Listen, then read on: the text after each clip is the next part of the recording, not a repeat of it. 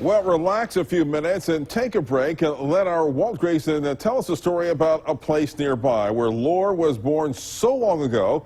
It was before time started being recorded, but those events have deep meaning for a nation of people living in Mississippi right now. Where are we going, or where are we off to, Walt? Well, Byron, we're going to head up to the headwaters of the Pearl River to place the ancient Choctaw lore says is the birthplace of their nation. It's a place that's marked for all time by what they call the Mother Mound. Intermingled here are the waters of the Big Slough, Old Creek, Owl Creek, then the older names, Talladega Creek, Bochitta Creek, and Nanih Creek. Collectively, they form the Pearl River, a little farther to the west, where their banks become more defined and less swamp-like. Across what is now State Highway 393 from the soupy mixture of creeks rises this, Nanih Mound. There's no other Native American mound site in Mississippi that holds the significance of Nanih because this is where ancient Choctaw lore and legend says the Choctaw Nation was born. And back before time wasn't chopped into work weeks and school years and decades and centuries, the old stories say the ancestors of the Choctaw began moving east from the snows and mountains out west.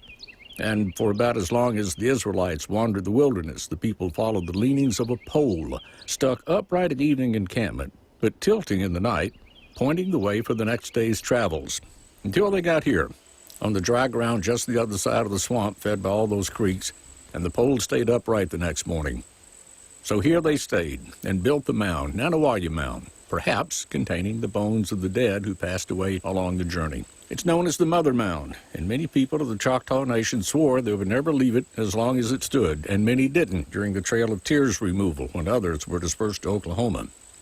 Then there's another tale, perhaps older, who knows. It says the Choctaw people were born full-grown and emerged from the bowels of the earth from the mouth of this cave in a hill nearby and sunned themselves dry on the side of the mound. The time has blurred the details and erased any artifacts that would verify either story, but I met a young man with his young son at the cave mound many years ago. He had Oklahoma plates on his car, and he told me he was bringing his son to show him where he came from, the Mother Mound, on mother soil for the Choctaw Nation here in Mississippi. I think it's interesting that ownership of Nanih Mound was returned to the Mississippi Band of Choctaw Indians back in August of 2008. And then every August since then, on August 18th, the nation celebrates the return of the Mother Mound.